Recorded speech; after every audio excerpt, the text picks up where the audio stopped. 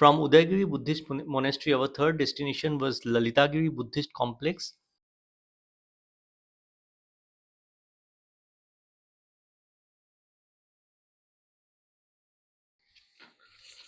Lying between the valley of two rivers, Birupa and Chitropala, is the Lalitagiri Buddhist site, also known as Naltigiri amongst the locals. Lalitagiri is the oldest of the Buddhist diamond triangle triad, as they are referred to in Odisha. The monastery, built in the 1st century AD, is the oldest known Buddhist monastery in the state.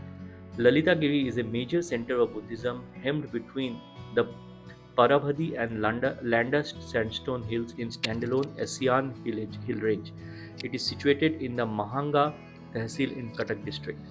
Historically, the site was discovered in 1905 first, but real excavations begin only by 1985 based on the chronicles of Chinese traveler Huan Sang.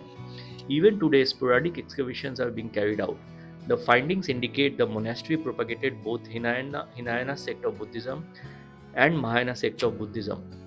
Later on, under the influence of Bhaumara kings, it embraced Vajrayana sect of Buddhism too. Thus, the monastery survived till the 13th century AD. The excavations at the site revealed a Mahastupa atop a hill, Chaityagraha's prayer hall, many votive stupas, and many more sculptures. Relic casket, which comprised of 4 containers made of chondrite, steatite, silver, and gold, were found, leading to the speculations that these were relics of Lord Buddha. These were two in numbers and were like Chinese puzzle boxes, the first findings of such type in eastern India. The gold casket contained a relic of Dhatu in the form of a piece of bone. Another interesting find is that of an east-facing apsidal Chaitagriha built of bricks. This edifice is the first such Buddhist structure found in Odisha. Contains a circular stupa at its center. Also found were the series of Kushana Brahmi inscriptions made on shells with cuts on moonstone at the periphery of the edifice. Another find is a piece of a pillar railing with a lens-shaped decoration with the theme of a half lotus medallion. From these finds, it is inferred that these structures belong from the early Christian era or 6th to 7th century period. Overall, there were 4 monasteries that were found, the first one at a slight distance while the remaining in very close to each other. The first one on facing east is the largest, second one on northern extremity of the hill is believed to be built at the fag end of Buddhism at the area. The third one faces southeast, and the fourth one a medium-sized monastery that holds a large number of Buddha heads in a sanctum sanctorum. A terracotta monastic seal with inscription Sri Chandraditya Vihara Samagra Arya Vikshu Sanghasa is dated to the 9th to 10th century AD. Inscriptions belonging to the post-Mauryan period 8th to 9th century AD, which indicate that Buddhists belonging to the Hinayana and Mahayana sects lived here.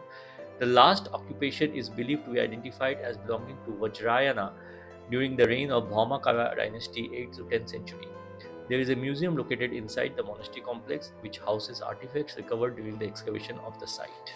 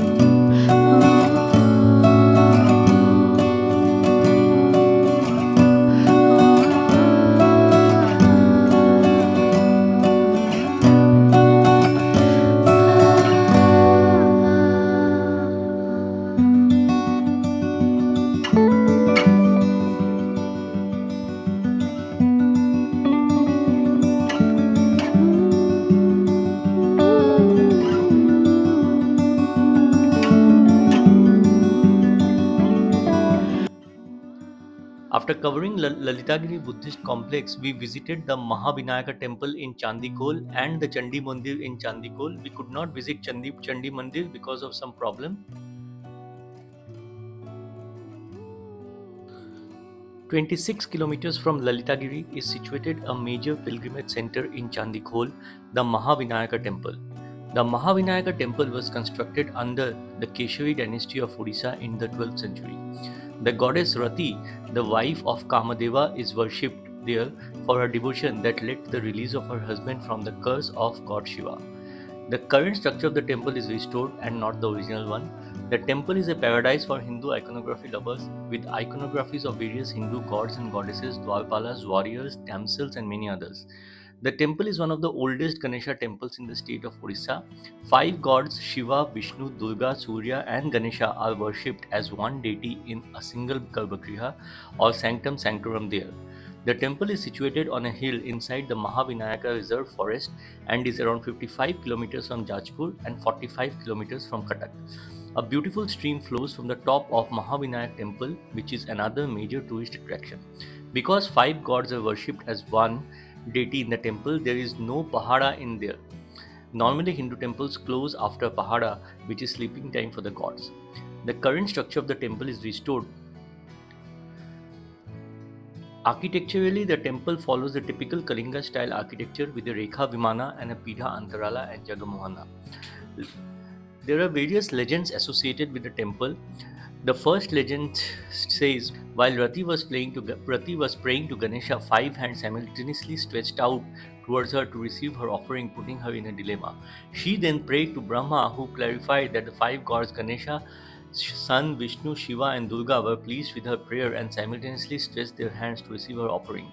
Kamadeva was released thereafter, and that day a large granite stone emerged from the earth containing the divine power of five gods. A second legend states that the Baruna Hill area was the capital of Yudhishthira. From this place he left for heaven by handing the royal charges of his empire to Teli, an oilman whom he saw first before dawn, who later became the king. His place was named Teligarh, and the remains of his palace can still be seen on the opposite side of the temple. During the Mahabharat battle, Mother Kunti also offered golden champa flower to Lord Shiva from this place for the victory of her sons. It is also said that the detached head of Lord Ganesha fell at this location.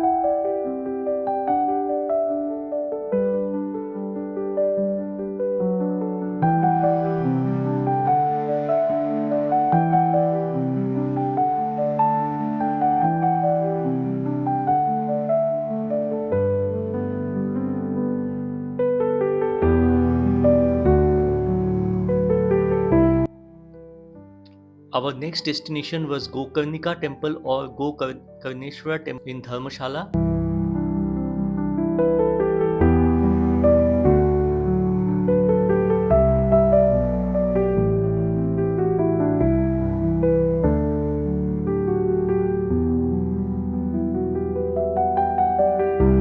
Situated around 28 kilometers from Jajpur town and around 15.5 kilometers from Mahavinayaka temple Chandikhol is the beautiful temple of Gokarneshwara or Gokarnika on the banks of Brahmani river on National Highway 16. The presiding deity is Lord Shiva, and it is one of the oldest ethnic temples of Odisha. Mahashivratri is the main festival here, and throughout the year devotees come here to pray for Lord Shiva. Kaudiya comes to this temple to pour water on Lord Shiva. This ancient Shiva temple is located just about kilometer away from Jharaka of Jajpur district, Odisha.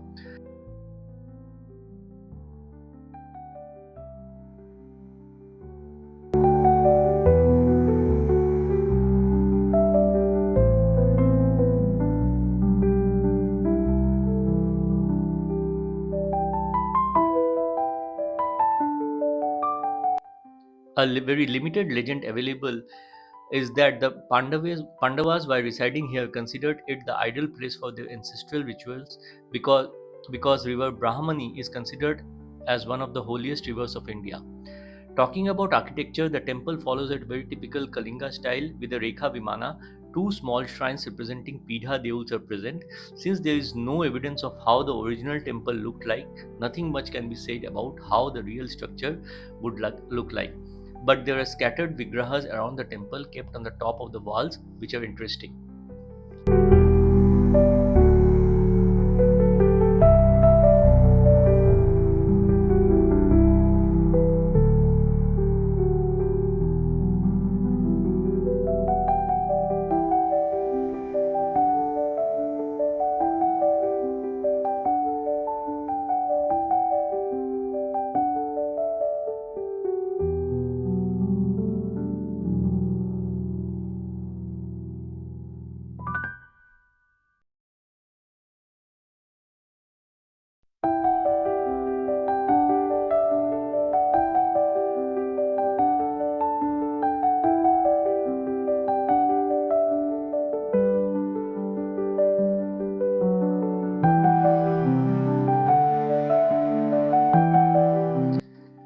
And our final destination of the day was Narayan Gosain Temple in Singapore. And finally, we reached our hotel after covering all these places.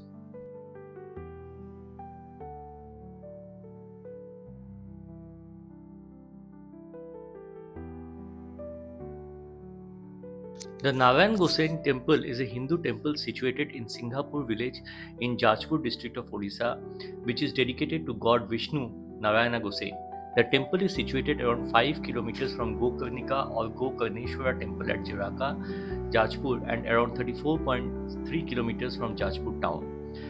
According to legend, when Kalapahar, the Muslim invader, was invading the region around 16th century, the king of Madhupurgarh hid the central image in the pond to save it from destruction. Legend says few years later, Sri Vishnu appeared in king's dream and asked him to take the image out of the pond and worship, and then to keep them back safely. This happened during Mahavisuva Sankranti or Pana Sankranti period. Beginning then, every year once the image is taken out of the pond on the Pana Sankranti day and worshipped for 3 days. Madhu Tirtha Kshetra is the place in the pond where the icon of Narayan Gosain is kept underwater in a pond near the temple. During the 3 days the idol is taken out, people gather on these 3 days to catch a glimpse. This annual ceremony is known as Singhapur Yatra. This has been a practice here for more than 4 centuries. According to the tradition, first the king of Madhupurgarh comes and offers prayers to the Lord on the bank of the pond, as Narayan Gosain is the presiding deity of the king. After the king's puja and prayer, thousands of devotees take part in the ceremony every year. Since the Raja Birbal Krishna Prakash Dhir Narendra Singh had no son, he had made a public announcement near the pond that in future his elder heir and daughter, the Queen of Madhupur Rani Aparna Dhir Singh, will offer the Seva Puja and Pushpanjali to Narayana Gosain. The Abhishek of Rani Aparna Dhir Singh was done in presence of her younger sister Anusuya Dhir Singh and the only Rajmata of Madhupur, Rani Deepti Devi, in the presence of priests of Madhupurgarh Palace Temple. Talking about the architecture, once again, the original temple is not intact, and the present structure is a typical Kalinga style with a Rekha Vimana and a Pidha Jagmohan. This finally brings me to the end of part 4 of this particular episode. I am sure you're enjoying this particular episode, and please wait for the final part, part 5 of this episode.